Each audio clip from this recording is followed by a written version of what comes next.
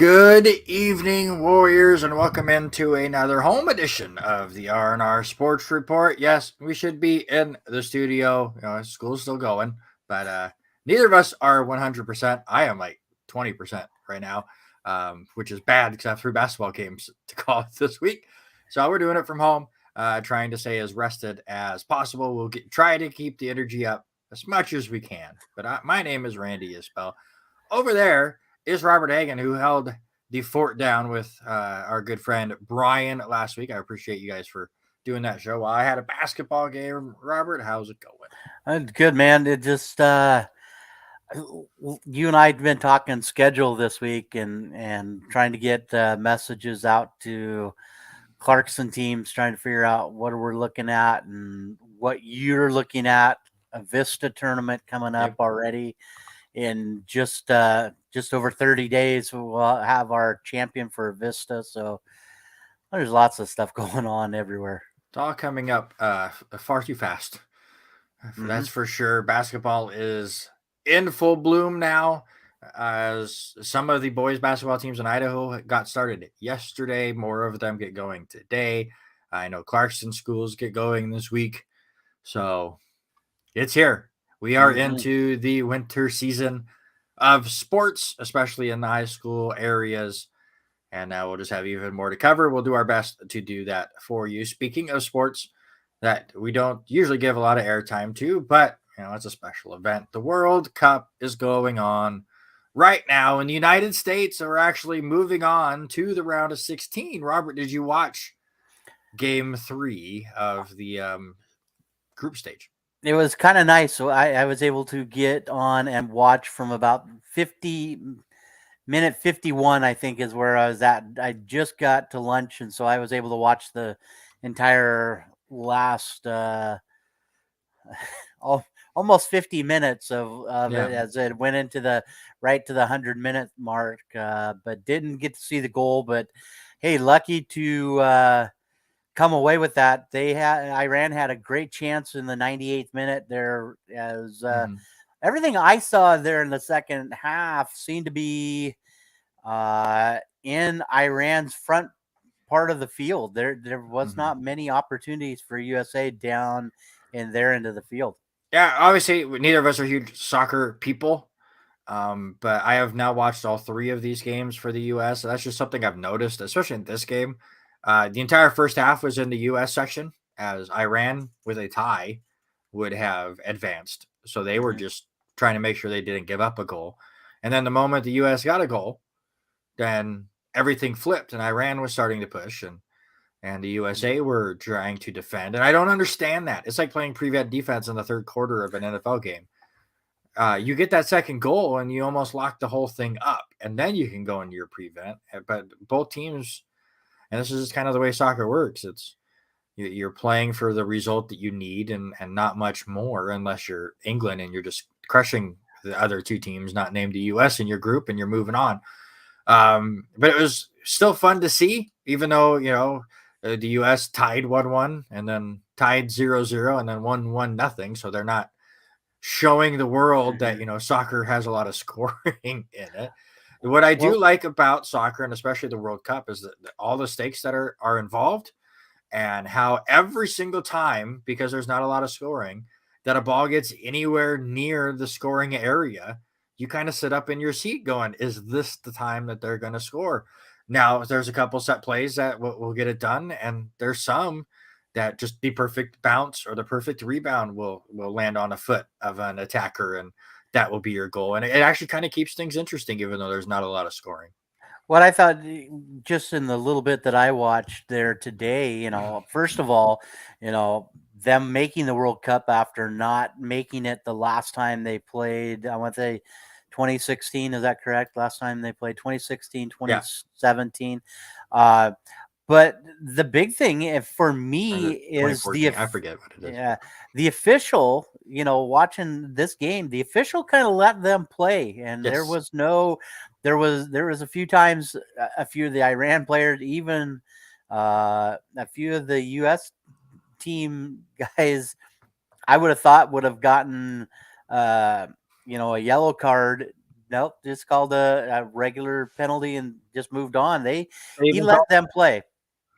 Yeah, there were some flippy floppers going on Yeah. at the end by Iran, who I can't blame them. If you get a penalty called against the opponent while you're in the scoring box, it's a penalty kick, and they were doing everything they could Mhm. to try and tie that game up so they would be the team to advance. It had been the first time ever that they had advanced. I do like the commentary team that we have for the U.S. I think they break things down pretty well for us unknowledgeable morons that are watching soccer for the first time in 4 years, or I guess 8 years because the U.S. didn't make it last time. But be interesting though. I remember watching the South Africa version, and Iran brought back the annoying noise. I don't know if you noticed that, if you're able to hear any of the audio, but while watching that game, all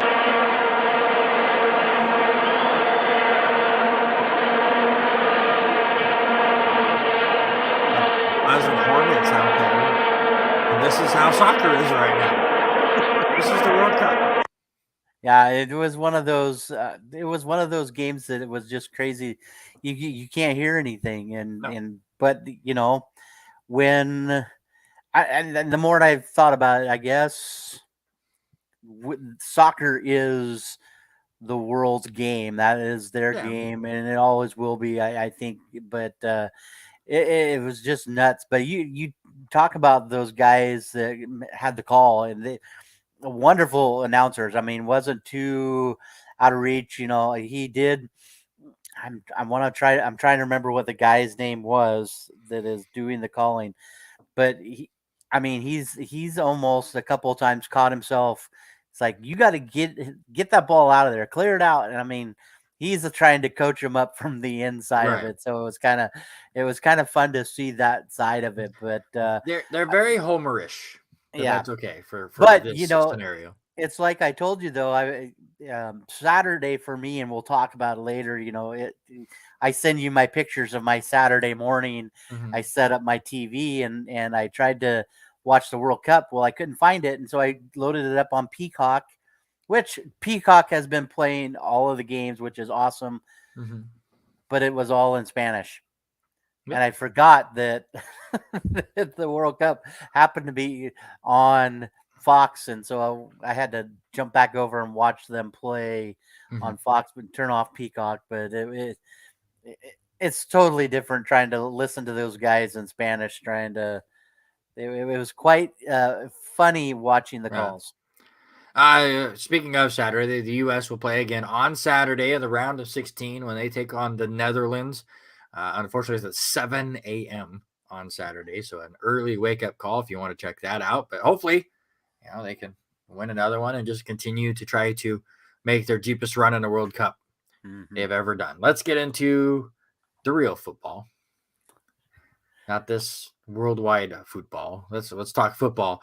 NFL Week 12 is now in the books. Thanksgiving happened on Thursday, and I'll ask you first, how was your Thanksgiving, and was it as good as the football was? Listen, we kind of just laid low, small group of us together, doing a non-traditional Thanksgiving. But I think the slate of games on Thursday night has been probably the best that it has been in a few years. I asked Brian the same question. Do Mhm. you think Thursday night's games were the best Thanksgiving games we've had in a long time? Yeah, I mean, for sure. I mean, it helps that Dallas is performing well, and it's one of the times that they actually got an opponent who is at their level, or at least close enough to make that a competitive game. Usually it is like a Dallas Washington game, and Washington's struggling that year, and they just blow them out. Detroit usually is not good, and I mean, their record shows that they're not good right now, but they're very competitive, especially against a good team like Buffalo. So you were worried at first that was going to be a blowout, but the Lions kept it right in there. And it's the same thing with New England. This was supposed to be a down year for them. I still think both of us believe that they're not going to make the playoffs, but they're that team that you do not want to play if you are a playoff team like Minnesota. And that was a fun little shootout there for a little bit as neither defense was able to step up. So it was the best trio of games on paper I think we have had since they added the third game to Thanksgiving. and it was the one that delivered the most, and I think the ratings really showed that. Yeah, it was a good afternoon, evening with that, and you just got to pull for Dan Campbell, and for me, that was probably the game that I was more into all day long, was watching that morning game with Buffalo and Josh Allen and what he did. And it wasn't for me. I was more interested in watching McKenzie, what McKenzie and Allen were doing in that game compared to Stephon Diggs and there. But you know, Jamal Williams is putting himself into being one of those consistent running backs, especially in the fantasy level. Is he's come away with 5 touchdowns in the last 3 games. Yeah, I mean, he has been a big step up, and we'll see if he stays a part of that team. It's nice that they have an extra weapon there as they tried to make that push. So I just enjoyed it that whole day of just if I wasn't focused on it, at least it was in the background. And again, the fact that Dallas and the Giants is now the most watched regular season game of all time is just crazy. But it just kind of shows the power of those two markets and the power of being tired of your family enough to just watch that middle game. That's for sure. Let's move on to some of the other games that happened here in week 12. We're going to do a little different format. I'm going to see how many times my voice cracks in the show. I'm up to we're going to do a little bit of a different format, but we want to make sure we focus on the bigger games of the week. And let's start with the only game that you and I picked different. And for like the 8th week in a row, it feels like every game that you and I pick different just seems to go your direction. This is like the second straight week, I think. Second or third straight week, we picked one game different. And then you ended up getting it correct. So congratulations to you for getting it right. It's just been that year for me. But Cincinnati and Tennessee was a very, very good game. It comes out to a horrible penalty that took away any chance of Tennessee of having that last minute drive. And the game in just kind of a wet fart fashion, I guess. But Bengals win at 20-16. Do we see this matchup again in the playoffs? You know, it's a strong possibility that does happen. I think the bigger thing for this one is Cincinnati was missing Jamar Chase again for the second straight week.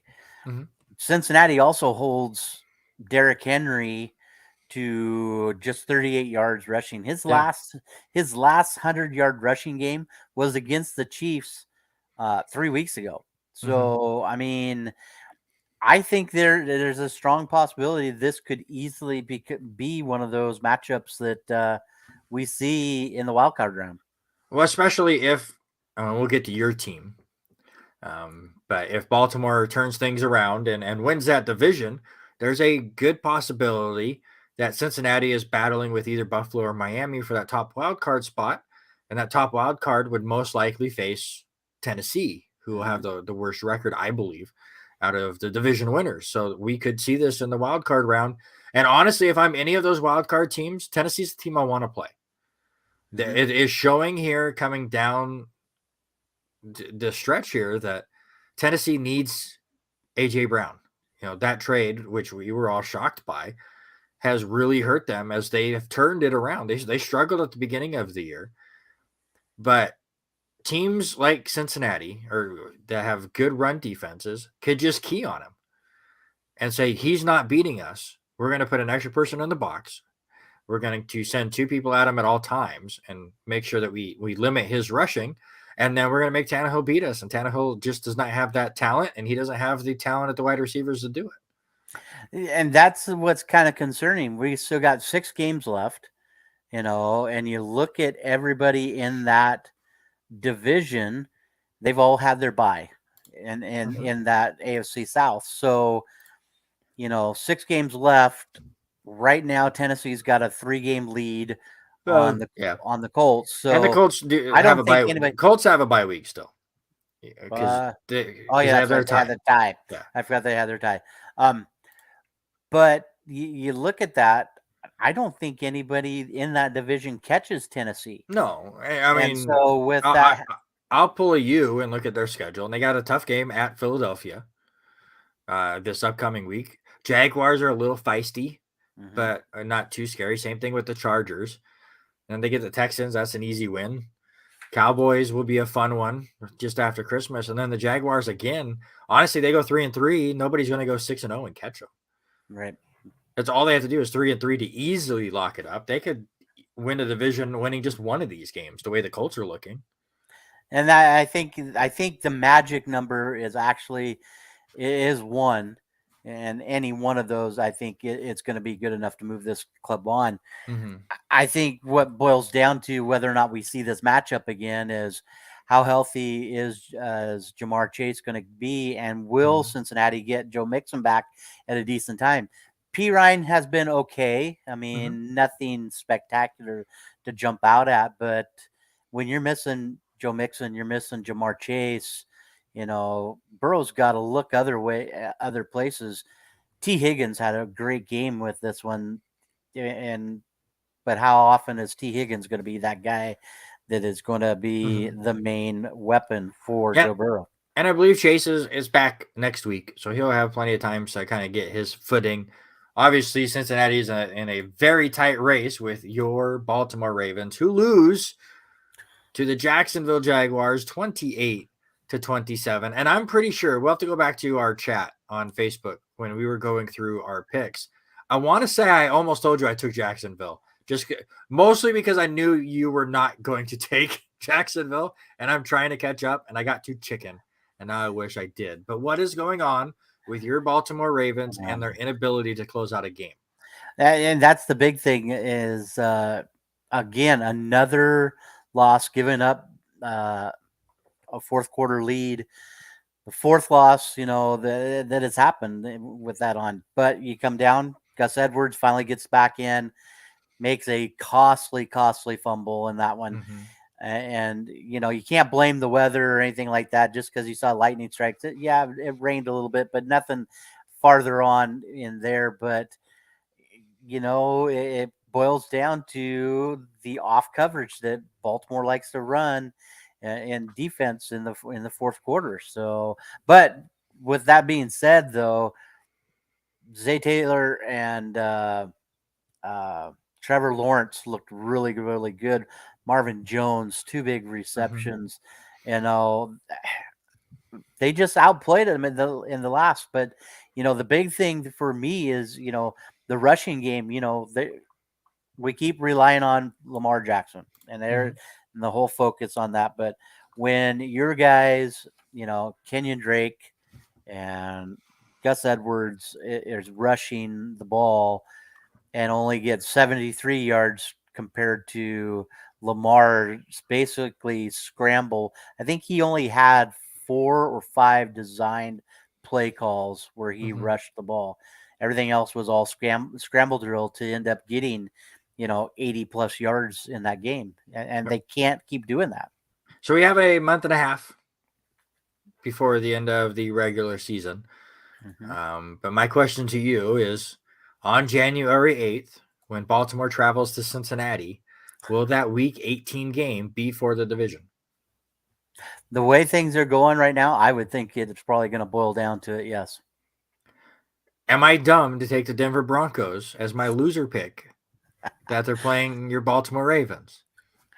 You're like the second person that has picked them already this week. And so the way this game, this one should have been an easy, I think, unfortunately, they were just looking ahead these last couple of weeks. Yes, and they've got it in their heads that they have the easiest schedule, and they've proved it. They've got the easiest schedule remaining the second half, and the way they played the other day,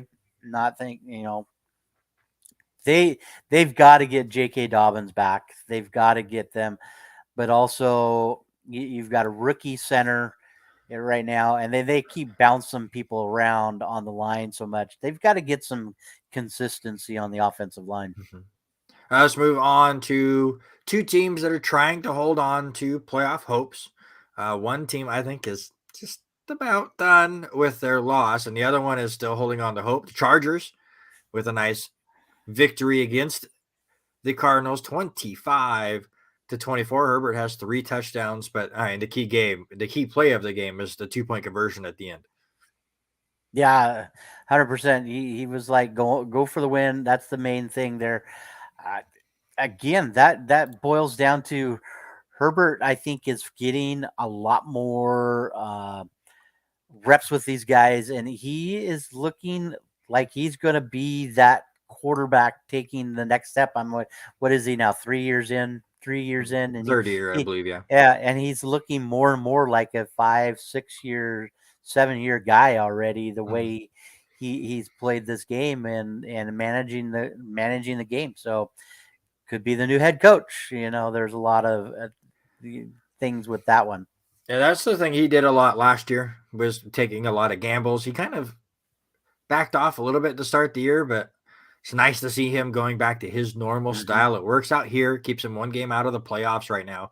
Obviously, my prediction of them winning the AFC West is out the window. Is they did not take that big step forward that I was thinking, and Kansas City is just continuing to be what Kansas City is, and they're just running away with this division. But right now, they're 1 game behind the Jets for that last playoff spot, tied with the Patriots. So a lot of football left to play, and honestly, if you tell me Jets, Patriots, Chargers, which is the scarier team in the playoffs, it might be the Chargers.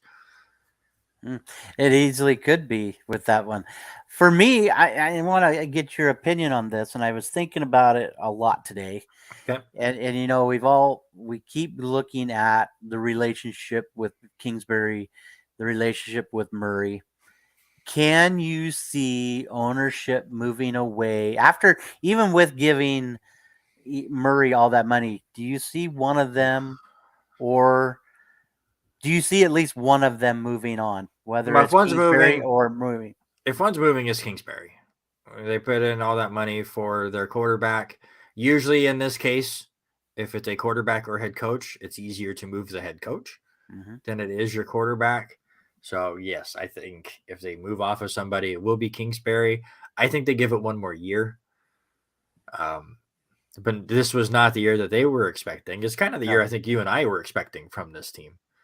But they need to get some extra help in there for Murray and really kind of sure up that defense too, and where he doesn't have to go Superman. And he's got to make smarter plays, and we'll just kind of see where they go from there. How about what turned out to be kind of the game of the week? It was actually really entertaining to watch, especially at the end. The Las Vegas Raiders defeat the Seattle Seahawks 40-34 in overtime. Josh Jacobs, man, what was it, over 300 yards of total offense? For those that play fantasy football, I've been told he scored like 50 points in most of those leagues. Dude went off. He had a huge game, just touching the ball alone, rushing.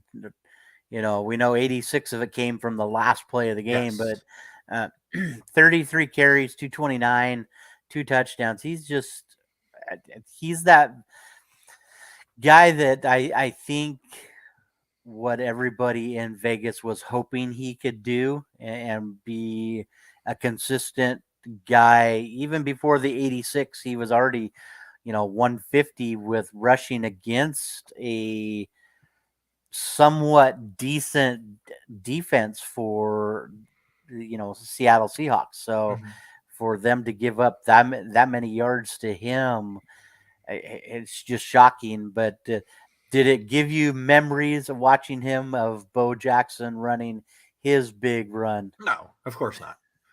Of course not. No, let's calm down a little bit. Josh Jacobs is no Bo Jackson. But it was a very big run, I think, for the Raiders. The one thing that really stood out to me was the emotion on the field from Derek Carr afterwards. Obviously, we saw him at a press conference kind of break down a little bit. You can tell he really cares about this team, and he wants them to succeed and for them to kind of fallen off a cliff like they have this year. You can tell it affects him, and I like to see that emotion from him and just the kind of that sigh of relief of, usually we lose these kind of games. Like, we're right in it and we lose, and then all people see is an L and not how close we are to these wins. So give credit to the Raiders for coming away with it. It's big for Seattle now, as they were kind of a surprise playoff contender. Losing a game like this at home against a on paper weaker team. Are you worried about their playoff chances now? I don't think so. I think they've still got an outside chance, especially with you look at the NFC South and having a sub 500 team leading that one. But they could easily become one of those wild cards. With San Francisco and the injuries they've had, they really didn't have much of a game offensively, a game to play. But Seattle has to stay, and I think for them to stay competitive is to keep feeding the ball to Kenneth Walker III. You look at what he did in this game, only ended up with, I want to say, 9 carries or something like that in that ball game. But I think I'm more concerned with the play calling going into overtime with this one. You were already set up at the 46-yard line in this game. Excuse me, 36 or 46-yard line. First play, you throw a short pass for 5 yards. That puts you right at the 50. Why are you trying to run up the gut? Use Walker. If you look at some of his runs, most of his runs are bounced to the outside. And I think the play calling with him to run it up the middle at 2nd and 5, I would have ran him to the outside, try to get him in some space. Just the play calls right there, 3 and out in overtime. It's a little hard, especially setting up at the 46-yard line. Mm-hmm. And to me, you cannot win if you're Seattle if you're having Geno Smith throw it 37 times. Mm-hmm. He's been very good for them. But he is not a top tier quarterback that needs to be throwing it that much. All right, let's get through some of these other games and a little bit more fun. And where did my thing go? Answer my question! The question, jerk! I got some questions for you, Robert. We're going to do fill in the blank first. We're going to go through some of these games. I'm going to ask you a question. I just want you to fill in the blank. Cleveland defeated Tampa Bay 23-17. Buccaneers still lead the NFC South. What is their record? 5-6. 5-6 leads the NFC South. So, my question to you, the record for the NFC South division winner will be? I'm going to give them a little bit of love, but not very much. I think they win 3 of their next 6. So I think it's going to be an 8-9 win out of that division. That's honestly, and do you think Tampa Bay is going to be the division winner? You look at that, unless Mariota and they get Patterson to keep running quite well, I don't see anything coming out of Carolina. I don't see, Andy Dalton, Taysom Hill is not the, I love Taysom Hill, but Andy Dalton is not the answer down there right now in New Orleans. I think it's going to be, the last full year of Tom Brady in football and in that division. So, yeah, I think it's them 8-9.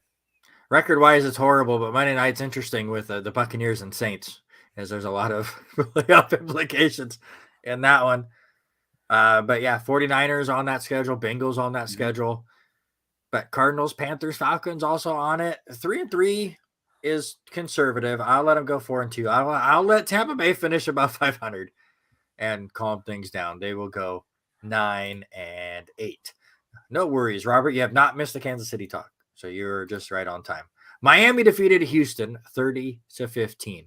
My question to you, the most important player for Miami is? It's got to be Tua, and here's the why I'm thinking this, and this was, I've been more impressed over the last couple of weeks is they have not focused on Tua being the main rusher, and they've kind of dropped back in getting that ball to Tyreek, getting that ball to the other receiving core, and I just impressed with what he is doing since he's come back from his concussion. But I think he has to stay mobile enough to open up Tyreek and get him the ball in motion and those crossing patterns with those receivers. What is it with Tua where every time he gets hit, it always looks worse? than any other quarterback that gets hit. But I'm with Robert Taylor. It's Tyreek Hill. He has added a whole different dynamic to this team, not only from his talent, but allowing the other players on the team to really open up.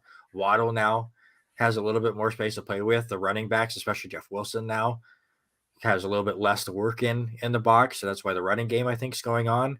Tua and his mobility is definitely helping and creating some time for those receivers to create open space when they need to. But I was just trying to come up with some kind of a question because this game was a dud. Mm-hmm. Straight dud. Well, I was more upset with that. I think they needed Miami just kind of took their foot off the gas in the second half, and they let Houston right back in. They didn't. They were never in. They still won by 15 points. They still won by 15. I was surprised Tua even came out of the tunnel at halftime. That dude needs to be put in bubble wrap. You're up by 30. Put him in bubble wrap and go win the game. If you can't hold on to a 30-point lead against the Houston Texans, I still think they could have showed a little bit more offense there in the second half. Yeah, a win's a win.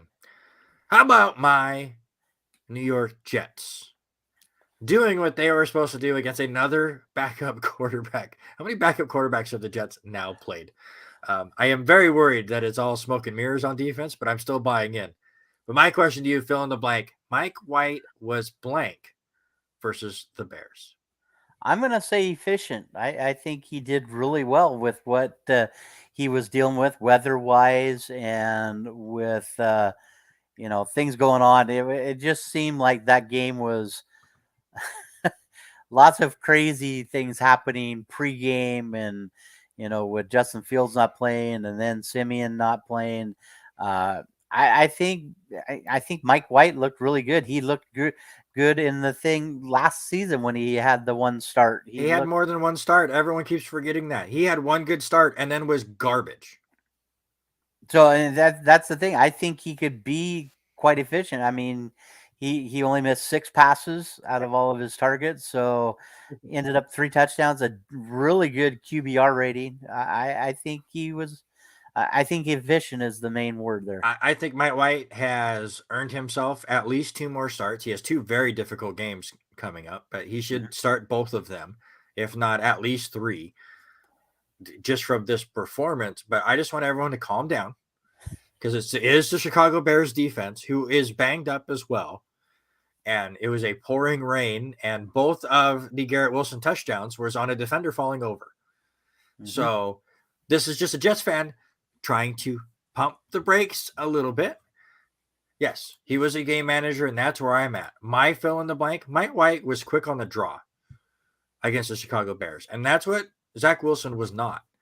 I think Wilson's 3 interception game against the Patriots really got in his head, and then he was hesitant to throw it into coverage.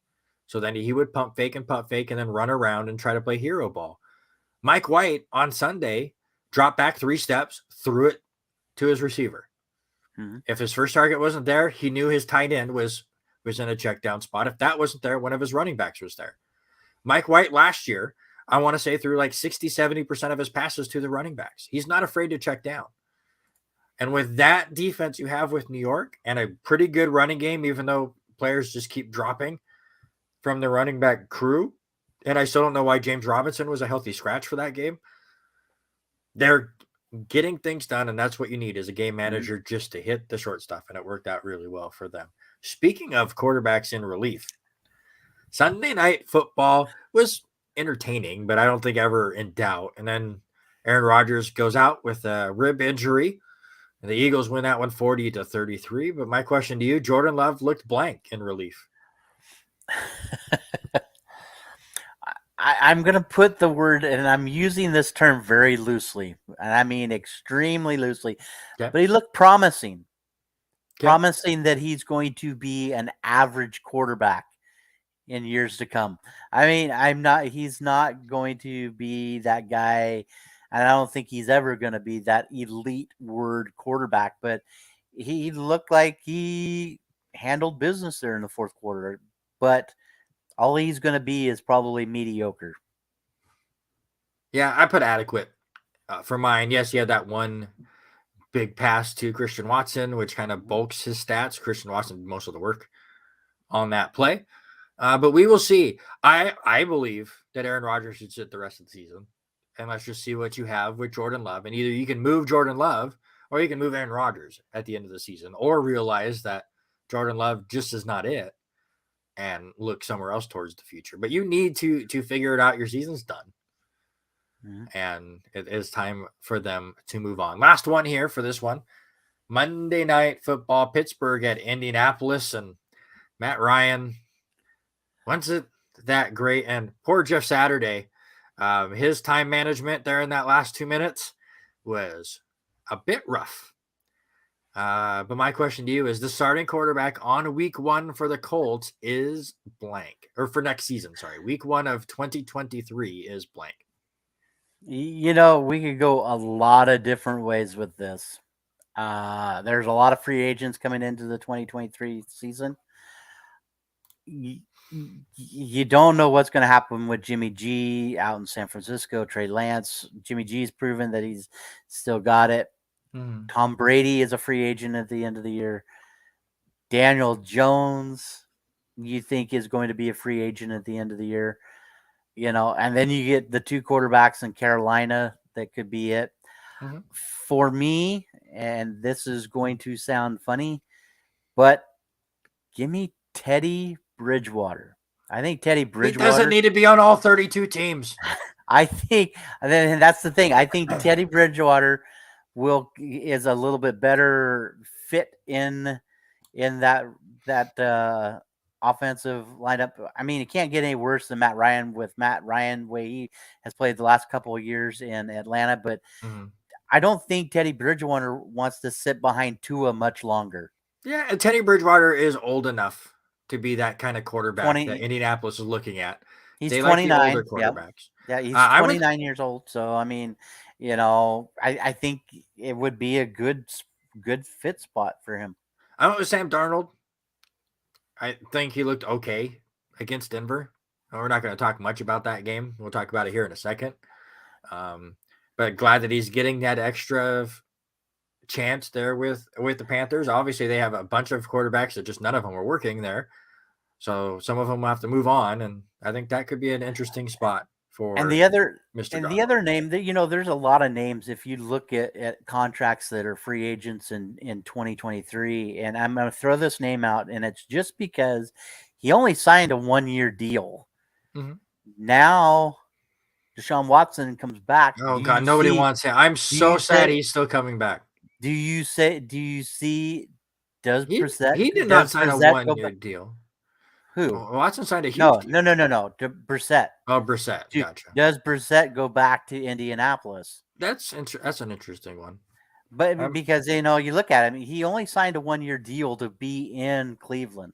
Yeah. No, that's an interesting one too. All right, let's move on to our next game. 5, 4, 3, 2, 1. All right, let's rank them. So I don't know why I did a countdown from 5 and we're just doing 3. But listen, I find the sign clips that I can find. Let's start with the Washington Commanders defeating the Atlanta Falcons 19-13. Robert, list me the best 3 divisions right now. Boy, you know, it pains me to say the one that I think is probably the best one in the overall this year. And as much as Robert Taylor wants me to say the AFC West, I don't think even Robert Taylor would say the AFC West right now. I am going to say the NFC East, and last year we would be laughing at that, but I think they're playing quite well. For me, NFC West, and then on the other one, I've got to say the AFC East. I mean, there's still 3 teams that are in the hunt that could end up being one of the scariest divisions to play in right now.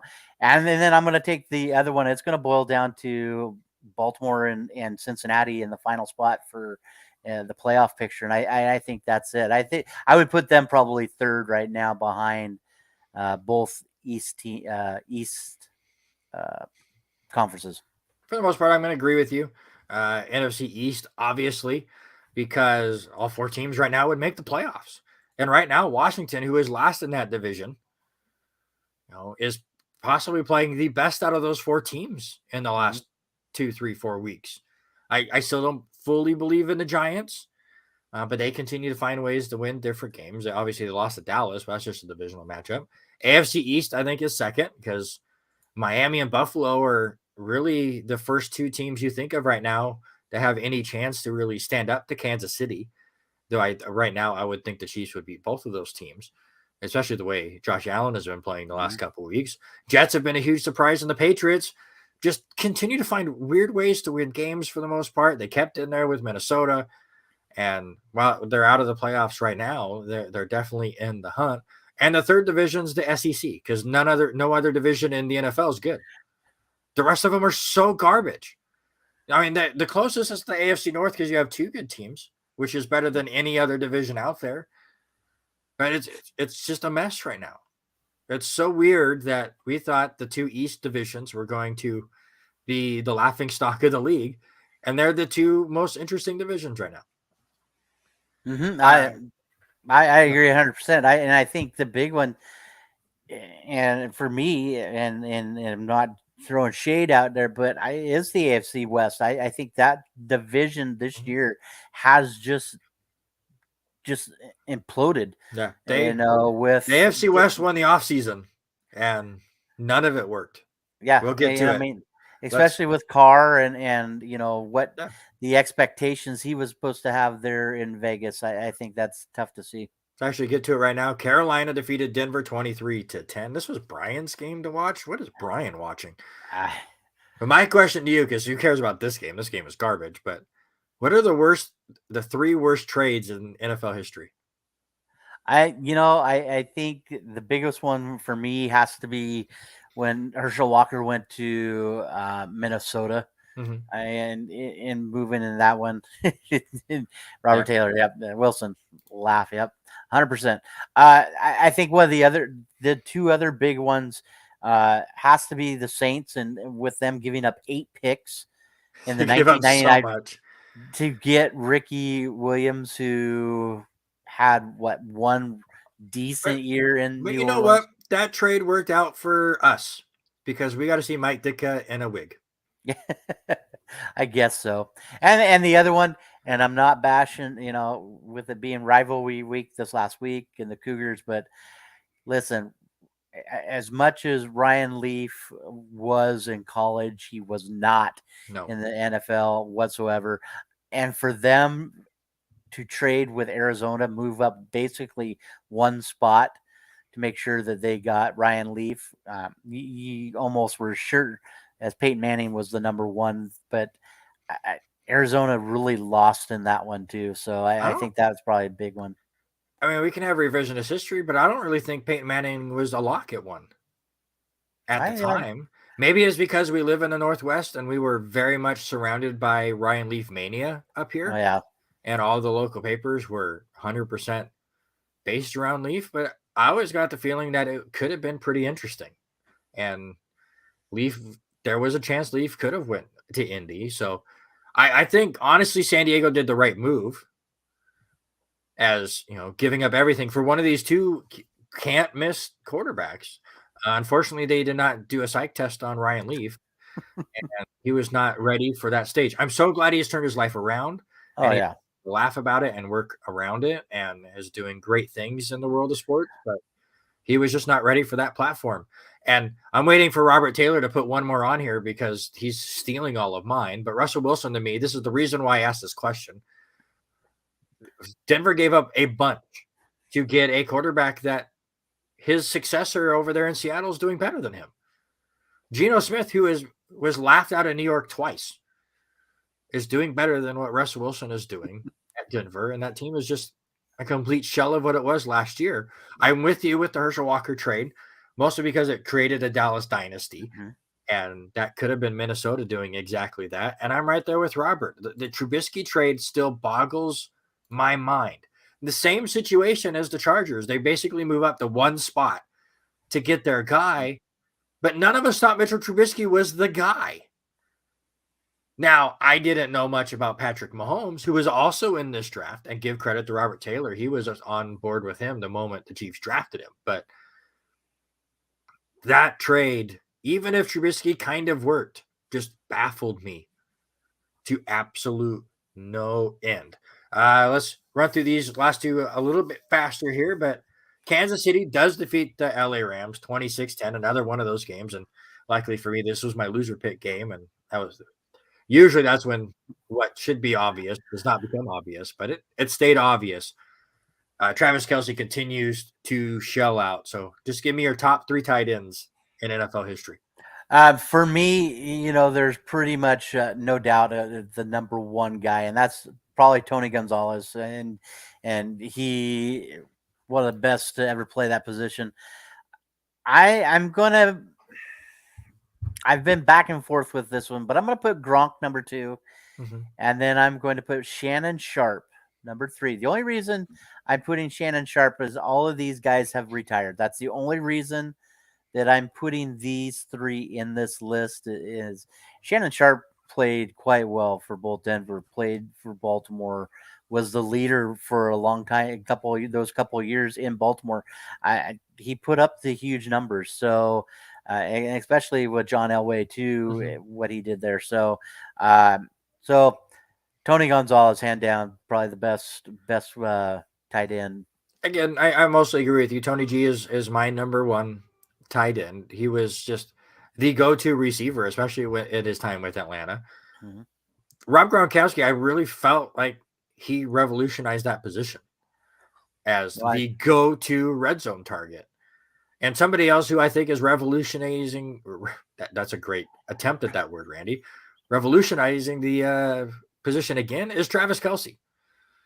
Because not only is he a huge red zone threat and somebody who just seems to be unguardable inside the 20, but he can stretch the field too. I always make fun of Robert Taylor because that's what Kansas City would do is Tyreek Hill would run down 40 yards and you either double team him and leave Kelce open in the middle, or you double team Kelce and you have one-on-one with Hill. But Kelsey's going out there running 30-yard routes and stretching the field, and he's a pretty good blocker as well. He has a lot of years left. Yeah. And that's the only reason I did not put him on there is he had not retired yet. Do I think he can eventually get into that top 3, top 5? Oh yeah. Heck yeah. If he keeps doing what he's doing now, easily hands down with that. All right. We did not go that quickly like I was hoping, but last one here. San Francisco defeated New Orleans 13-0. The 49ers, I don't think have given up a second half point in their last 4 games. So give me your top 3 defenses in the NFL right now. I'm going to go with the team that I was worried about at the very beginning, but Micah Parsons is proving me wrong. Lawrence with him, Van Der Esch, what those guys are doing down there in Dallas has to be number 1. Number 2, I'm going to say San Francisco. They have stayed into the game, especially with this game, where they hold New Orleans scoreless. The offense for San Francisco didn't look all that on sync this week, but they kept them in and they kept them there. And the other one is I'm going to go with the Eagles. As much as the Eagles have been playing and as well as they have been playing, they have only gave up just over 200 points in 13 weeks. That's a pretty darn good set of numbers there. For me, 49ers are the top spot. That second half number is insane. All the focus, like you said, has been on that offense once they traded for Christian McCaffrey. But they've been very Jekyll or Mr. Hyde the last few weeks on offense. The defense has just been completely stout, and defense wins championships. So 49ers won for me. I'm with you with the Cowboys at number 2. They are very deep on that side of the ball. And listen, I just told you that let's calm down about this. But I can't help myself. The New York Jets have the 3rd best defense in the league. They are a playoff team with garbage quarterback play because of this defense. They would be even better if Breece Hall was still around. But there you go. Those are a different way to look at some of these games. Hopefully you guys enjoyed it. Let us know if you like it. We can continue on and we can switch some things around and have some fun. But right now, let's talk about playoffs. Don't talk about playoffs. You kidding me? Playoffs? We're getting close to the playoffs. 6 weeks left on the schedule, which is insane to me. I'm going to ask you two questions, just rapid fire. Who is more likely to get knocked out of the top seed, Philadelphia or Kansas City? I think Philadelphia. If things can happen with Minnesota, who I've been on board with all season with this one, there's a chance Philly could have a couple of hiccups, even with Derrick Henry coming into town this week. Yeah, I'm with you. I think it's the Eagles. I think the Chiefs continue to get into their stride. We've seen some kinks to the Eagles that I think some of these other teams will figure out, and they have a lot more teams kind of chasing them right now. Mm-hmm. So I'm with you as well. How about the team that's out of the playoffs right now that will end up in the playoffs when all is said and done? Boy, yeah, as much as I hope it doesn't bite us, but I would have to say New England. As much as they have, they're just out of the hunt, or still in the hunt, but just out of it. Game out. Yeah. And not saying anything. We've talked about your division a lot. I just random throughout the days and stuff, but any one of those teams could hit and miss, except for Miami. I think Miami is a shoe into the playoffs, but between New England and the Jets could be either one of them. I think Buffalo's a shoe in as well. I'm going to stay right there, and I'm still worried about the Jets. They have a very difficult schedule moving forward, but I like the Chargers more than the Patriots, so I will have the Chargers knocking the Jets out of that last spot. All right, sir. Let's move on to them. The old rankings here on the R&R Sports Report. Let's start with you. Give me your top 5. For me, it does not change at all this week. I'm going to keep Kansas City 1, Philadelphia 2, San Francisco 3. Actually, I did reverse them. I'm going to move Dallas up and Miami down. Dallas has just been playing really good, and their defenses just look so much better. So I bumped them up to 4 and moved Miami down to 5. Thank you, Robert. I was having some fun today. I'm under the weather and had some time sitting here, and I'm having some fun with it. One more, just very timely. Rest in peace, Jason David Frank. But I need Dragonzord power. It's my turn for the power rankings, and I do keep mine the same 5. Kansas City 1, San Francisco 2, Philadelphia 3, Dallas 4, and Miami 5. Robert over here with the Chiefs, 49ers, Eagles, Dolphins, and he has the Vikings still in the top 5. Oh. I still like the Vikings, and I've been on the Vikings train all year, but that defense right now of Dallas is keeping this ball club going. Did I end up with an eliminator? I guess we could just go. You just made the list. I had to put the Jericho thing in there. It's the eliminations time. Again, we eliminate one team from their playoff hopes each and every week. And at the end, we hope we have eliminated 18 teams. And 18 teams that don't make the playoffs. So far, other than the Patriots, I feel pretty safe about both of our lists. Patriots right now out, so we are doing good there. Robert, you'd eliminated 6 AFC teams, 5 NFC teams. Do you even it out this week? I do even it out, and as much as I feel bad for him, and I told Brian next week, I already know where my eliminator is, and it's just because of injuries. But I'm finally going to put Matt Stafford and Cooper Kupp and the defending champions on this list. Give me the LA Rams in week 12. Yeah, you just saw that I put in week 11, and you're like, oh, yeah, I got to do that. No. I put Jacksonville thinking, Baltimore is going to clean house with Jacksonville. Whoops. Yeah. I'm glad you didn't pick Tennessee this week then, or Denver, because that's what I'm doing. And you had already eliminated Denver, but that's who Baltimore's playing this week and who is my eliminator. But Denver Broncos already take out the Rams last week. So I even mine out 6 AFC, 6 NFC as well. Denver just looks horrible. Losing to Sam Darnold that fashion, just bad. And I think you and I only have really 2 teams different in all of them. I think you've taken Washington and I have taken Atlanta. Oh, crap. I do have Washington on my list. Those are the only 2. And I kind of cringed at taking Washington, but I'm I'm gonna hold off for another week on that Oh. one. It was Carson Wentz back then. See, this is why we do this. And I totally forgot I eliminated them. I'm very worried about that pick. I think Washington could make the playoffs. And darn it. I did not even notice or remember that I did that. Crap. Well, it's okay. Man, that hurt my heart. All right. So speaking of hurting my heart, you once again, we had one pick different in our pick'ems. You got it right as Cincinnati beat Tennessee. So you go 11-5. I go 10-6. So you're just crushing me. You have a 9-game lead now, 107, 72, and 1 for you, 98, 81, and 1 for me. I'm not even in the top 10 of our bowling pick'ems. It's just a bad year for me. So congratulations once again, sir. I just Yes. A lot of issues going on. Let's get to week 13, though. There's some good matchups. Week 13 is a lot of fun. Start with my New York Jets at the Minnesota Vikings, number 5 on Robert's Power Rankings. I probably will take the Jets here just to possibly try to take a game on you, but probably will lose it and lose more ground. But at this point, this time of the year, I got to take some Hail Marys. Commanders at the Giants is going to be a really good NFC East battle. Titans at the Eagles, 2 playoff teams going at it there. Same thing with Dolphins and 49ers. Let's see if the Dolphins can score in the second half against San Francisco. Obviously, the best offense that San Francisco's played in the last month. Chiefs at Bengals. Both teams are really getting it into fourth gear here, getting into December. And then Monday Night Football, we talked about it already. Throw the records out the window. So New Orleans Saints at the Tampa Bay Buccaneers with a lot on the line in the NFC South, even though both teams stink.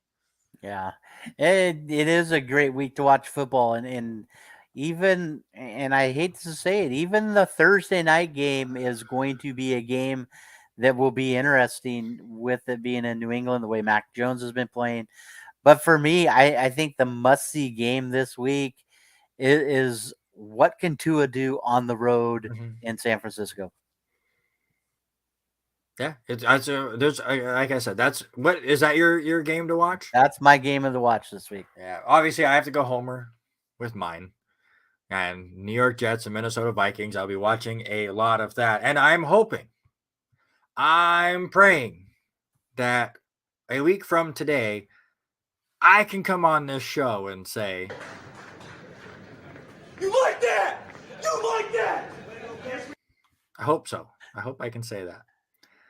Set that up just for this. I forgot there was a long section in there. I'm learning these things. All right, Thursday Night Football, another good one. Buffalo Bills at the New England Patriots. Now, I always come on here and say if it's close, home team on Thursday night. There's a problem this week. Both of these Thursday night teams played last Thursday night. So it's a full week of rest for both teams. Give me the Buffalo Bills. Yeah, I think you have to take him. And here's my big one on this one. I think it all boils down to Diggs getting the ball. Allen's got to keep passing the ball to him. McKenzie had a great game the other day, but I think they can keep New England in check. So give me Buffalo. All right. You are watching the R&R Sports Report, episode 110. Again, we were supposed to be in studio, but we are at home because neither of us are feeling 100%. I feel like my percentage is dropping as the show is going on. My nose is holding on for dear life, trying to push it through this last hour. So thanks for sticking with us, even though the energy levels are not fantastic. And your voice is only cracked like 5 or 6 times. I've done the best I can. And it helps that I'm drinking some Flint, Michigan water. I got that going for me. No, I just water with some flavoring to it just to give me something different. But we're pushing through, and I got 3 basketball games to call this week. So we'll see what kind of voice I have next week. It'll be great. All right, let's get into some local stuff real quick. As you know, we're kind of in that between period for high school sports. Football is basically done in the area. Washington football state championships are this weekend, but nobody local is there. Most of the Idaho girls teams took most of the week off. So we have not a lot to do. I need that clip. I need the "You Can Do It" clip. Thank you, Haley. My soundboard up here is going to be fantastic. But one thing we can talk about as far as local sports goes is the Warrior Athletic Association High School Awards were given out last week. I'll go through the finalists, and Robert, you go ahead and announce the winner of that. And I'm curious if you would have disagreed or not. So let's start first with the Rick Hill. What is that word? Meritorious? Mm-hmm. Award, which is for something. Basically, it's like people that donate their time and energy and Gotcha. to their area sports. So good luck with this one. Brian O'Kelly from Asotin, John Suit, I apologize if I said that name wrong, John from Deary, Jerry Richardson from Prairie, and Heather Chamberlain of Troy were your nominees. Yeah, and the winner comes away. That's Jerry Richardson from Prairie. The stuff that this guy does for both basketball and football is phenomenal. I've been introduced to him a couple times. He is friends with our buddy, Mike Tacko, and they're friends up there, but he is one hardworking guy up there. So hats off to him.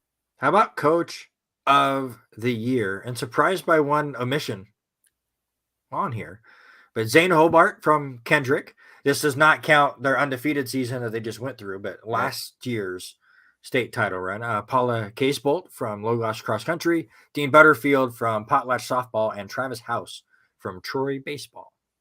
So who did you think should have been on this list? Our buddy. Mm-hmm. Yeah. Where's Zach? Yeah, where's Zach at? That's a big what the heck happened there? But take nothing away. I think it's because they win some. They were winning other awards, so I get it. And I think we could have said Zane. I think Zane's got the bigger chance to win it next year, but the winner goes to Travis House up at Troy and what he did with the baseball program. Yeah, I actually was lucky enough to cover a lot of Troy. I covered their district tournament, and when I was down in the Boise area doing the Lewiston State games, I was able to drive the 15-20 minutes over and was watching Troy and all the other White Pine League teams dominate their state tournament. They finished 1, 2, 3, and 4. Travis House had them practicing in a parking lot for the entire year. I think they touched a field for practice twice. One of them was on the way down to Boise and still turned it around for this team, which had no little league stuff going on. Yep. Misspelled story, Haley, but thank you. There it is. She fixed it. He's basically built a little league team to kind of create a little farm system for his high school. He's brought baseball back to that area, and it's the first state title for that team. So I think he's very well deserved. But again, I was just surprised Zach Eastman wasn't even on the list. But I'm glad softball got on there. I know the Potlatch softball team did a fantastic job. Logos Cross Country, you can go look at what they did this year, and they were disappointed by finishing, I want to say, third in state because of how well they did last year. So, again, none of these coaches should have been knocked off. I was just surprised we didn't have one extra on there. But Zach doesn't make it because Team of the Year was between Lapwai boys basketball, Lapwai girls basketball, Potlatch softball, and Troy baseball. Yeah, and the winner for that one, hands down, it goes to the Lapwai boys. What year out and those guys, why not, can do for these clubs. It is unbelievable, and what Zach has done with the team, just phenomenal. Just to even sit on their Facebook page and watch, Zach does all kinds of basketball drills he puts on his page, even the workouts, watching these kids and what they do for their workout. It is it's unbelievable. All right, your female athlete of the year was between Chloe Overberg of Asotin, Maggie Ogden of Clarkston, Katie Wessels of Lewiston, and Lindy Kessinger of Orfino. Couple, Lewiston versus Clarkston. Who won? This one actually is not a Lewiston Clarkston. It goes to Orfino's Lindy Kessinger. Great season. She had discus champion for the track up there, and what that girl can do. So, take nothing away from Katie Wessels with volleyball and what she did with the volleyball team. Also, even leading the Bengals for basketball and points and all that. Maggie Ogden, the late Maggie Ogden. I mean, Yeah. her leadership and that also doing stuff at the state level with WIAA, um, and Chloe Overberg, and what she did running. Anybody on that list could have won that award. I think this year. I think it was just a tough decision for the voters. Oh yeah, I mean, all four of these ladies, they had fantastic years. Maggie and Katie, as you said, multiple sports. Obviously, the tragedy that went with the Ogden family a month or two ago now just is rough. Obviously, the great news for Katie getting signed with the Washington Huskies was great to see. It's not great for me calling Lewiston girls basketball and not having Katie Wessels out there, but fantastic season for all four of them. And then your male athlete of the year, Jagger Hewitt, who had another fantastic year this year for Kendrick. Titus Year Out, who's now at Idaho. Of course, he played for Lapway. Ty Hambley for Lewis County, and Reed Thomas for Orfina.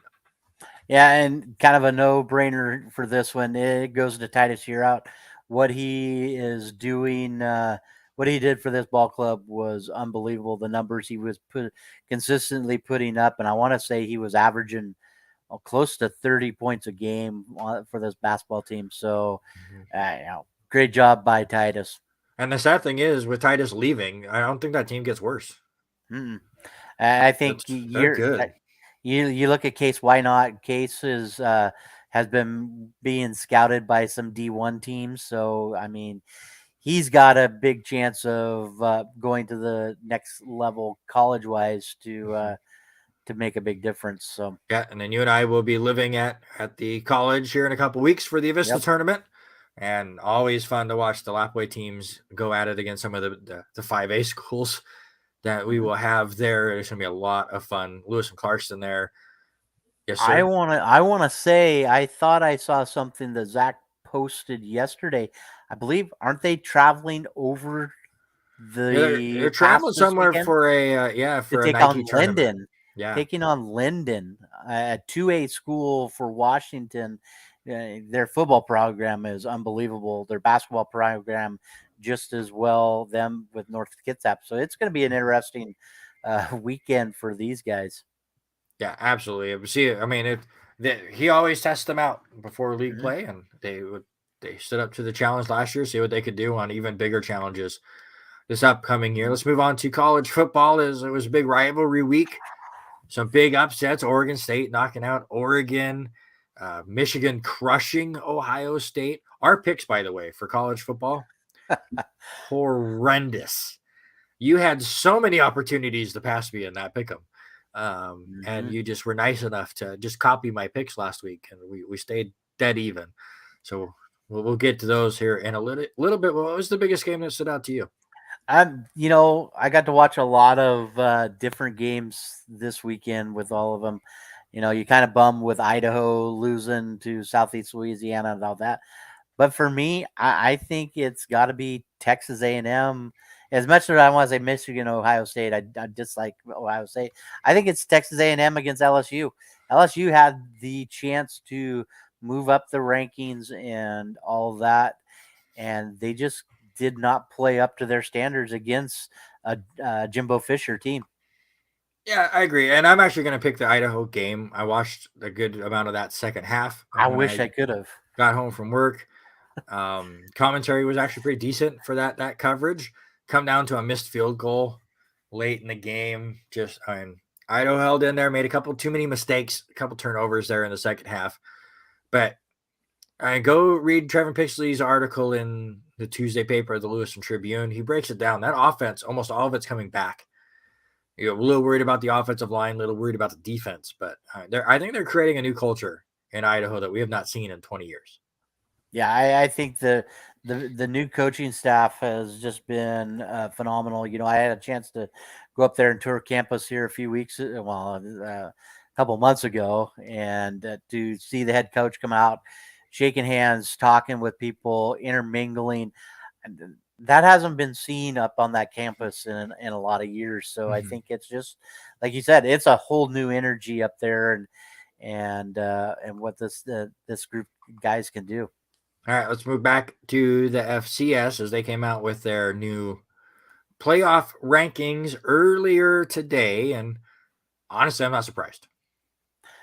It's Georgia 1, Michigan 2, TCU 3, and USC at number 4. Those are your 4 playoff teams. Ohio State is 5th. Alabama is 6th. Tennessee is 7th. What are your thoughts about these rankings? The only thing out of all of them is I think moving Alabama up a little bit higher. I think Tennessee is the better of the 2 teams. I would have had probably kept Alabama at the 6th spot, or excuse me, the 8th spot. But I don't get a vote. But I think Tennessee is worth. They played a great. I think they could have easily been one of those teams. I don't know. It would have been interesting to see how they played against Ohio State. I just think that could have been a good matchup with us. I mean, honestly, Tennessee had the chance, but they lose 63-38 2 weeks ago to South Carolina. Yeah. I don't think any Vols fans, Ryan Needham included, have anything to complain about. No, they had a great season. Yes, they beat Alabama in a crazy game, but on a last-second field goal at home.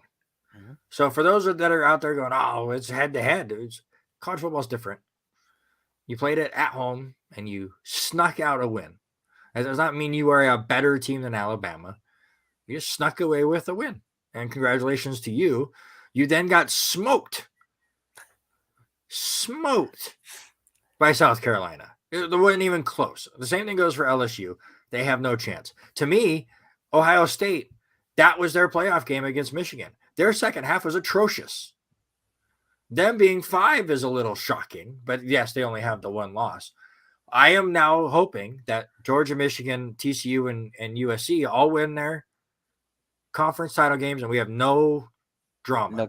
No. Because to me, these other teams, you're not even in your conference championship games. You weren't even able to make it to the finals of your conference. Why would you think we should put you in the playoffs? Especially when there's only 4 spots. Now, yes, we can expand the playoffs and we can have wild card spots, but right now there's only 4. And I think with only 4, you have to win your conference to even have a chance. It doesn't work that way. We've seen multiple times where the SEC gets multiple teams in, but I don't think it should be that way. You have to win your conference to have a chance. Yeah, I would agree 100%. I think until they expand it, and I've been on board to do an 8-game or an 8-team style playoff and to work our way back down. But I think you're right. I mean, each of those guys that win their conference should be the ones that get in. I mean, it's kind of weird to watch some of these teams that are going to have to play here this week just to get a chance to even be in the top 10. I mean, Ohio State, you've kind of lost out. You're not playing in it. Yeah. Yes, it's Purdue that's playing Michigan, but And speaking of Ohio State, and I'm glad that all the stuff that I was watching today, I wasn't hearing a lot of chatter about it. Obviously, Twitter is its own weird universe, and you get all sorts of weird takes on there.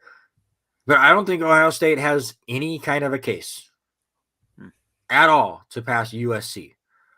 I see a lot of USC or Ohio State fans, going off about, oh, look at all the teams we won. And we lost to the number 2 team in the country. Well, USC's lost 1 game to Utah by 2 points. And USC plays Utah on Friday. If USC wins that game, they avenge the 1 loss they had on their schedule. I don't think Ohio State has any chance, if USC wins, of making the playoffs. I guess if TCU loses too. But again, I'm hoping for chalk this weekend so we don't have crazy drama. But if one of those teams lose, the argument between Ohio State, Alabama, and Tennessee is going to get fierce. It'll be interesting, but I think if we'll talk about them, but you look at who is playing this week, I think it's kind of a no-brainer. I think all 4 of them sweep away with wins. Mm-hmm. And we'll get to that here shortly, but let's hit some LCSC sports. Not a lot going on as they are in full basketball mode. No other sports are going on right now. Track and field's getting close to getting their first events underway. And both teams only played a week from today. While you guys were on the air, I was over at Lewiston High School watching the Bengals get just rolled. That Lake City team is very, very good. But the men come away with a big 35-point win against Walla Walla. Had 5 players in double figures, and they went 12 of 20 from the 3-point line. Very nice from them. Doubleheader for both of these two teams. They'll go on the road Friday at 7 p.m. at Northwest and Saturday at 6 p.m. at Evergreen State for LC. For the women, they play at 5 and 4 against those same two teams. The women had a bit more of a struggle against Walla Walla, only winning 70-61. Actually trailed after the first quarter against a Walla Walla team that I think has 7 players on their team. Not 7 players that they played, just 7 players total on their team. Sarah Muehlhausen had 17 points in that game. So we'll see what they can do as they come out of their Thanksgiving break. And as we said before, Idaho girls are coming off their Thanksgiving break. They're starting to get things rolling again.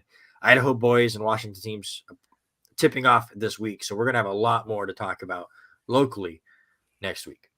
Yeah, and I think I think one of the matchups I'm excited for is Pullman and Lewiston. Isn't that an option that's coming up in the next week, if I'm not mistaken? Lewiston boys against Pullman. I think that's going to be a matchup. Pullman in a week and a half or so. Lewiston boys start off against the typical Boise and somebody else from down there, Capital, I think. Yeah, it's going to be interesting to see that schedule, though. I can't wait to see how they play up against Pullman.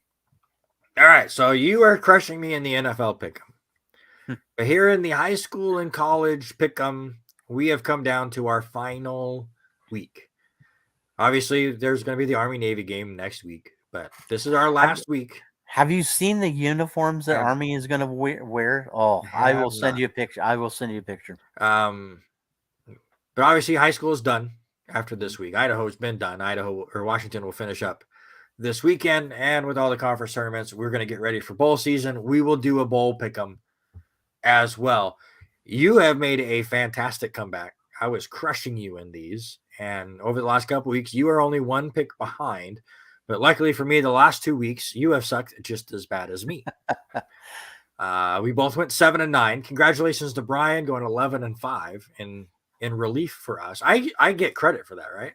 I get his 11-5 because he was on the show for me.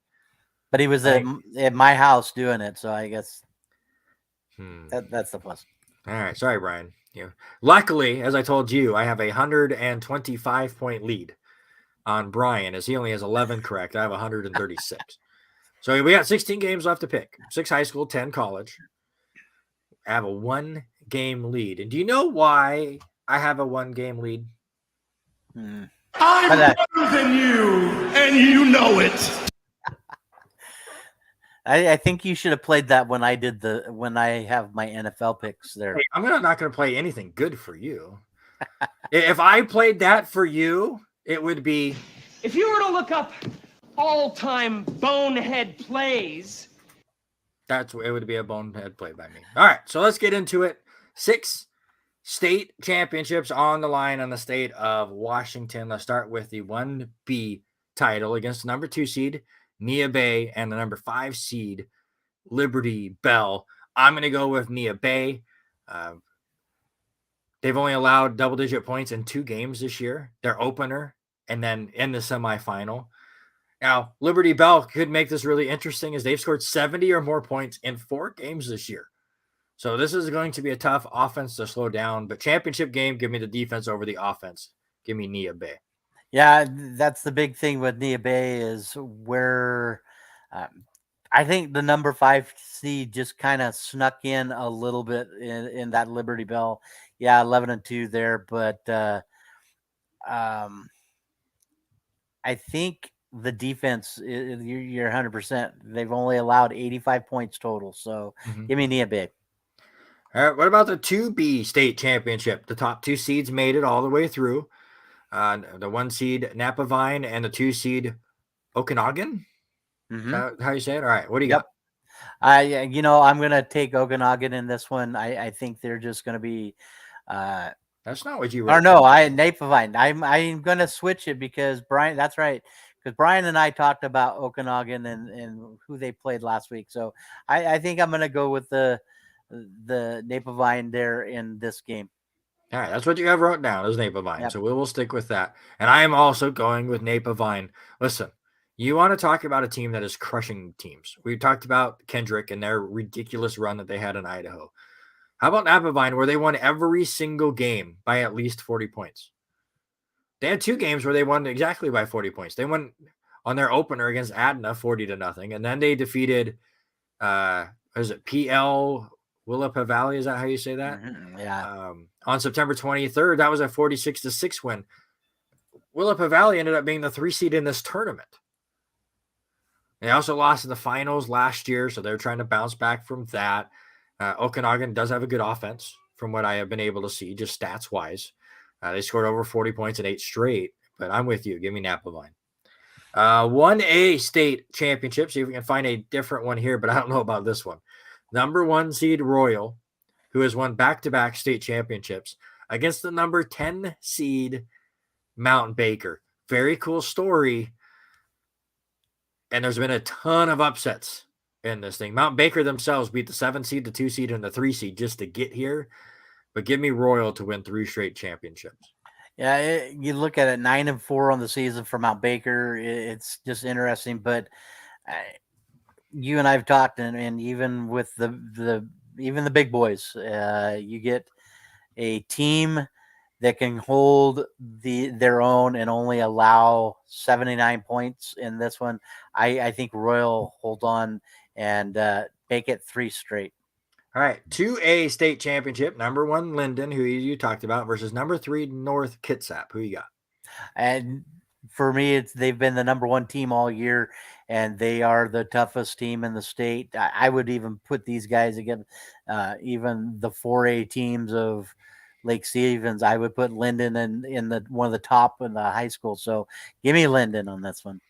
Now, I wrote mine down off to the side before we got to looking at yours. But I almost wanted to go Linden just because obviously they are the favorites, and I don't want to get too risky with my 1-game lead. But North Kitsap's defense, man, 6 shutouts this season. It's very, very difficult to overcome. So I'm going to take the minor upset and take North Kitsap there. So that is our first difference that we have here in high school. How about the 3A state championship? Number 1 seed Yelm versus the 2 seed Eastside Catholic. And Eastside Catholic won it back in 2019. Obviously, we did not have a tournament in 2020 because of obvious reasons. Mm-hmm. And then they made it to the semifinals last year. I think they finish it again when 2 of the last 3 state tournaments. Give me Eastside Catholic. And I'm just going to go the opposite. I'm going to go with Yelm just to they have played quite well, outscoring opponents by almost 540 points. So they're good. High-powered offense. I think I'm going to take Yelm. All right, final one, the 4A state championship. Number 2 seed Lake Stevens versus the number 4 seed Kennedy Catholic. Who do you got? I was thinking you were going this way. I went with Kennedy Catholic just because Brian and I talked about them after the show there last week, and we were hoping if they would make it through that they would have another great showing, and I think they can. So give me the 4 seed. Yeah, give me Lake Stevens. They were runners up last year. I like to see teams that are returning to these big key games and have.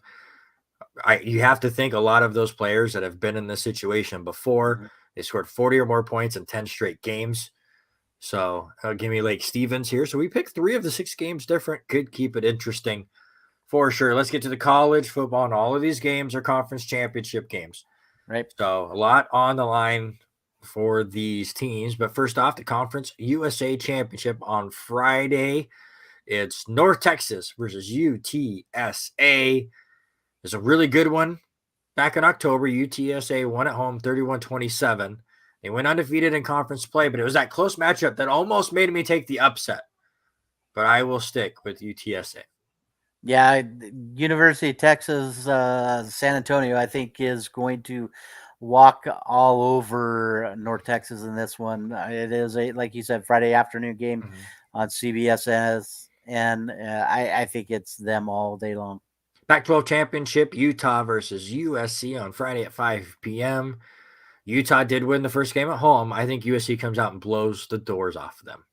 They have to if they want to keep their chances alive. Well, I think USC has to. They've got to come away. I think they have to make a point. Depends on whether or not they. Well, I think so. I think it could adjust. So you hold on. Not for them to move up in the rank over TCU. I think passing TCU. I don't think you're going to pass an undefeated TCU team. No, I think they're just kind of locked in as long as everyone does what they're supposed to. Speaking of TCU, Big 12 championship Saturday at 9 a.m. TCU won the previous meeting at home 38-28, so closer than I think a lot of people were thinking. But give me the Horned Frogs. Yeah, I think they're going to handle business. I had a student today that came up waving his Kansas State hat. I had no clue he was a Kansas State fan, and he was like, "I'm taking them this weekend." I told him, I said, "I can't do it. I'm taking the Horned Frogs too." So no different yet in our college football picks. See what we do here. MAC championship, Toledo versus Ohio. Listen, Ohio's won 7 straight. Toledo's lost 2 straight. Give me Ohio.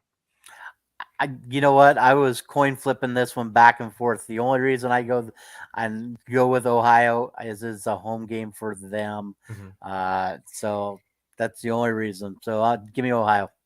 Sun Belt Championship, Coastal Carolina versus Troy. This is also on Saturday. Coastal Carolina looked horrible against James Madison last week. Not that I watched it, but just looking at the stats. So give me Troy. I flip things around, and TV, that was one of the games I took off of my box of 4 that I was watching. I think Troy is going to be way too much, and especially at 8.5, I think they cover the 8.5 quite well. I think they win by double digits. SEC championship game. Georgia's a 17.5 point favorite, and I think they cover that. Give me the Bulldogs. Yeah, they're the team to look out for. Give me Georgia all day long. If Georgia loses this game, oh God, does Ohio State pass them? It'll be interesting, but I don't know if they pass them or not. I think they stay. I think Georgia would stay in it. I think it depends if it was a fluke finish or they get blown up. Yeah, I think it'd be one of those two. Mm-hmm. American Athletic Conference Championship, UCF versus Tulane. UCF won the last meeting just a month ago, 38-31. So I'm going to take the Knights again. I just like Tulane. Give me the Louisiana team. I think they a little bit more. It's going to be in New Orleans, so I think it's going to be a big hype show. So give me them. That's our first pick different in the college picks. 3 to go. Mountain West Championship, Fresno State versus Boise State. Give me Fresno State just because I can't stand the blue turf. That's where they're playing it. I even messaged you and showed you the picture there from Friday. I think my TV was confused. And we were only missing the red from Ruse Stadium, but I like the blue turf. Give me the Broncos. There you go. 2 different. Big Ten Championship, Purdue gets Michigan. Give me the Wolverines, and I probably won't watch any of this. No, I think Michigan handles business against Purdue.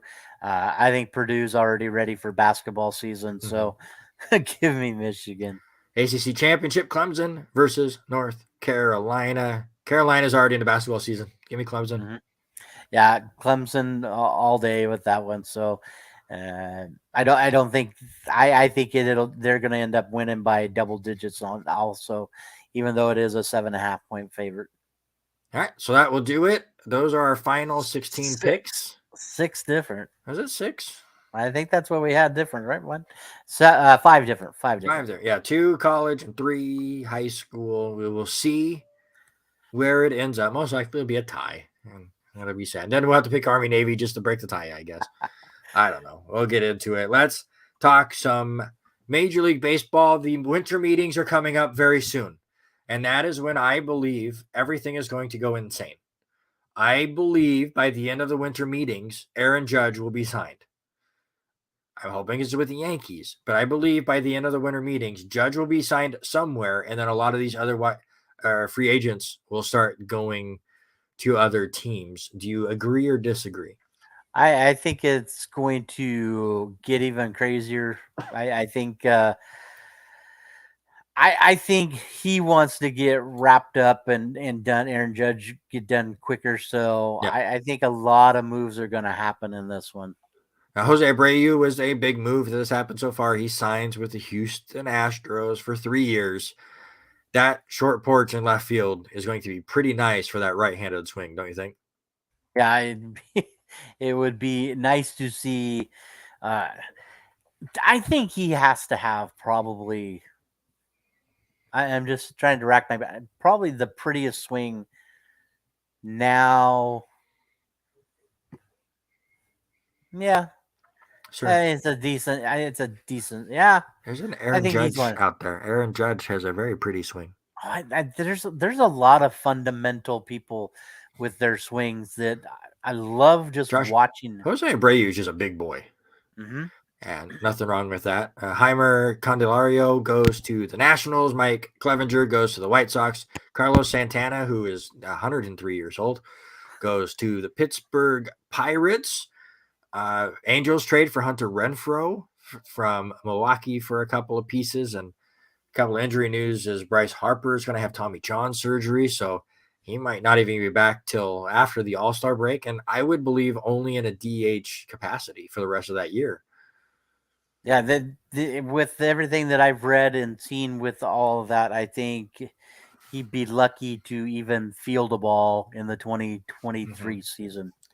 Also, if you do not watch John Boy, go check out one of his latest breakdowns of a fight that happened in one of the Mexican leagues that are going on. A couple of MLB players down there. Absolutely insane. There were things that happened in that brawl that I have never seen in a brawl ever, and I hope I never see again. That is your teaser. Go check out John Boy's video on, I forget what league it was in, but I haven't seen a couple MLB players get involved in a pretty rough scuffle. Yeah, I haven't seen any John Boy videos in a couple of weeks. I guess I'm slacking on watching his MLB stuff. Let's go through a quick scoreboard. I lost all my scoreboard. Hold on. I've been looking up so much stuff. All right, let's go through the scoreboard real quick. In the NBA, the Knicks crushed the Pistons 140-110.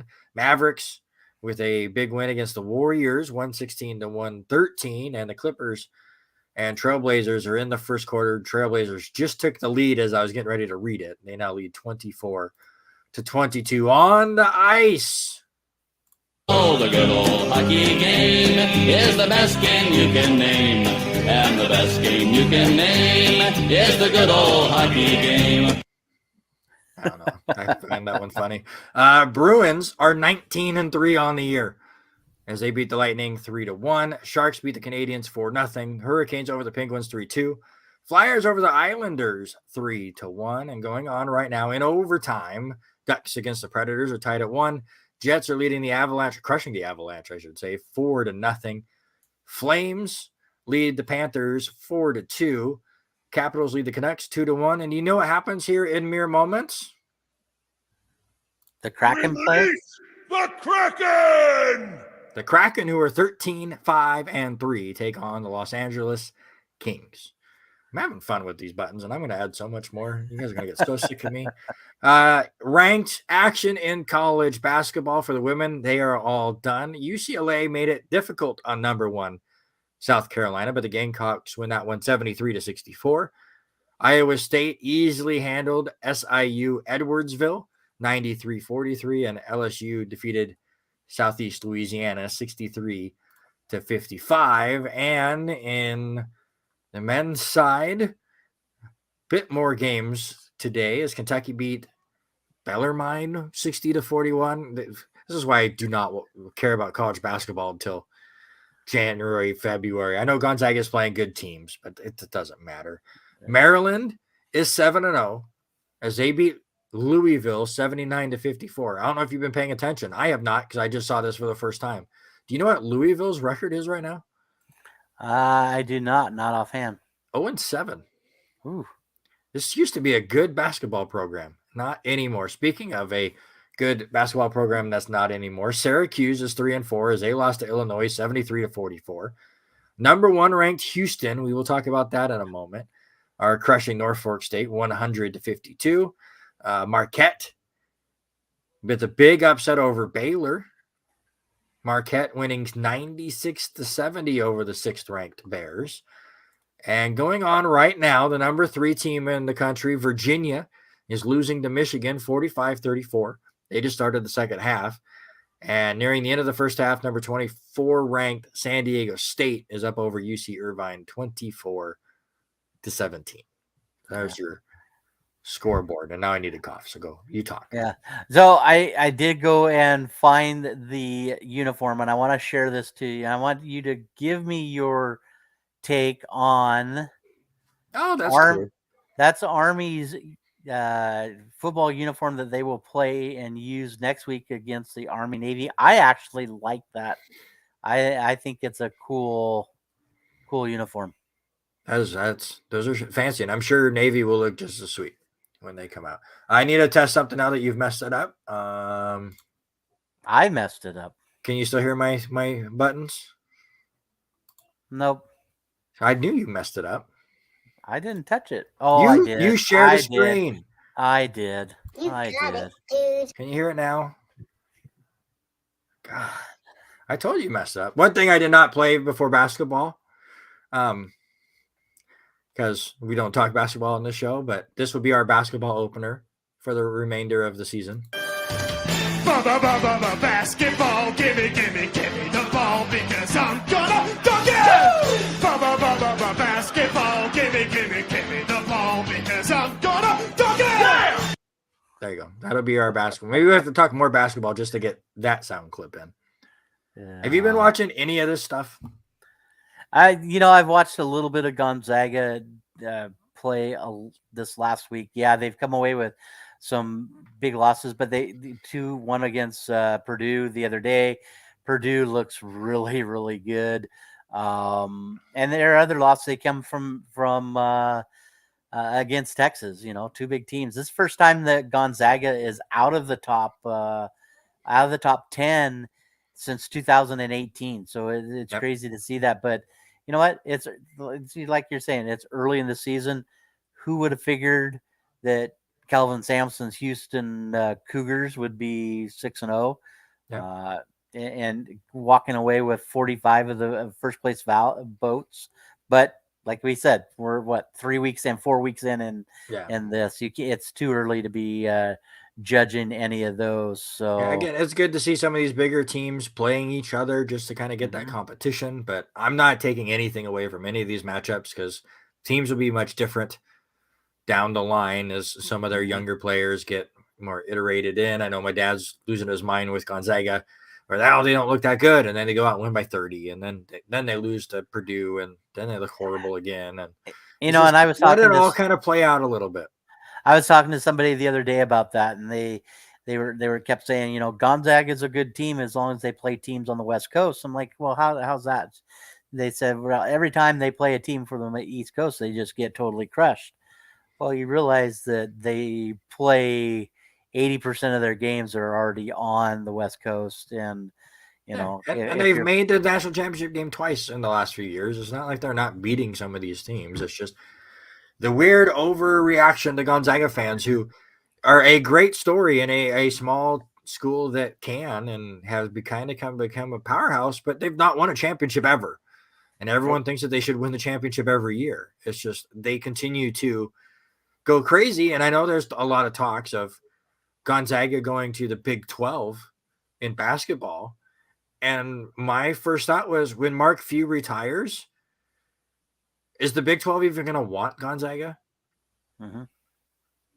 Yeah, that's a fair question. You look, and I was asked about that the other day, is Mark Few and how long he's been coaching there. I think it's his job until he, even with his, human mistake and speeding and all that, and the DUI. I mean, we all make mistakes, but I think that's his job until he's like, I'm done with it 100%. So we still got, because I think I think he's actually the same age as I am. Let's get into the sports that do not get enough airtime, and we still have 20 minutes of show to fill here, sir. We've kind of ran through some stuff, but that's all right. There was no golf this week. No, We have golf this week, so I still get to play. I play golf. I'm not good at golf. I never got good. I never got a hole in one, but I did hit a guy, and that's way more satisfying. You're supposed to yell 4, but I was too busy mumbling. There ain't no way that's gonna hit him. Where are they at this week? this week they are traveling down to the Bahamas, and they will be doing the Hero World Challenge in Albany Golf Course in Nassau, and that'll be an interesting thing. For me, did you see Joel Damon's news today? That's what I just was loading up while we were doing that. Joel Damon announced his new foundation, the Damon Family Foundation, which will benefit families and communities in ways I couldn't have dreamed of, he said. And he has a baby on the way, so he wants wants it to have a legacy that will last. So very cool. Go check that out on his Twitter. What is it? At Joel Damon? Is that what he is? Mhm. Yep. At Joel_Damon, because Twitter's silly like that. Go check the link there, and if you are able, go donate to that great cause. Also, he also does have the link. I did share the article on our Facebook page. He is also at all lowercase Joel Damon on Facebook. You can find him there too with all of his stuff. So You're also going to find it at joeldamon.com/Damon-family-foundation. I did reach out. I did reach out and comment on the post again. Got to get you on the show, but he's a busy haven't heard dude, anything getting back. all these He's top busy all the 10s time. and having a lot of fun for sure. So, what are you going to talk about? I don't know. Did you watch War Games? I did watch War Games. What did you think of War Games? That was the first time I had seen War Games in like when they first were brought into Sorry. with Dusty Rose bringing those in, years and years ago in WCW, and hearing them talk about being set up at the Omni. I'm like, I haven't heard the name, the Omni, for years, Yeah. but the match that I was a little shocked at was how Austin Theory ends up winning that one. That's a new side of Theory, but for me, I loved the men's match was men's War Game match was probably my favorite match there. Yeah, the storyline telling right now has been absolutely phenomenal with the Bloodline, and I'm just all for it. Just what they have been doing with that, it works out beautifully. This is not your grandfather's War Games matches. They're completely different, but I think they work out pretty well. Another show was pretty good, minus the Ronda Rousey match. I thought it was horrible. Her and Shotzi just did not mesh well. I feel bad for both of them. But other than that, I really love that triple threat match and some of the things that they did near the end of that as they continue to, as you said, shift Theory into a more serious role. So now we get to go for the Royal Rumble, and we're going to have lots of fun. Yeah.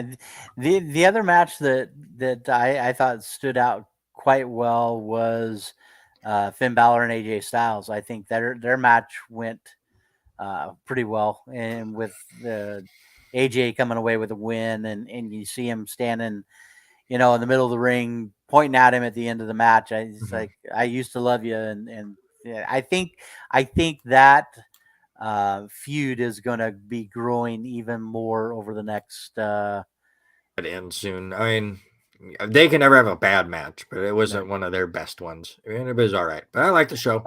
But I also missed how many years in between all Right. that when Finn came out, so I thought it was decent. That's fair. Let's end the show. What's your final word?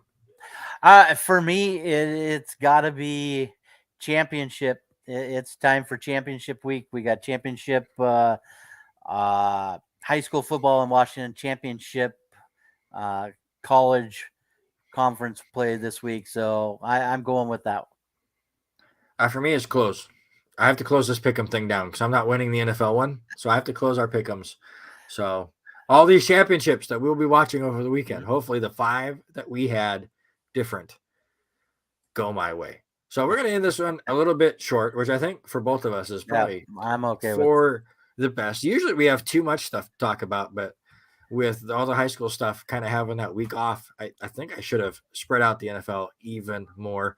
One of those life lessons you learn. But we had fun with it, and we will have even more fun as the season gets going, and again, basketball gets going as well. Next week, we hopefully will be back in studio as the fall semester gets ready to wrap up. But for now, this is the R&R Sports Report. My name is Randy Isbell. That is Robert Hagan, and we are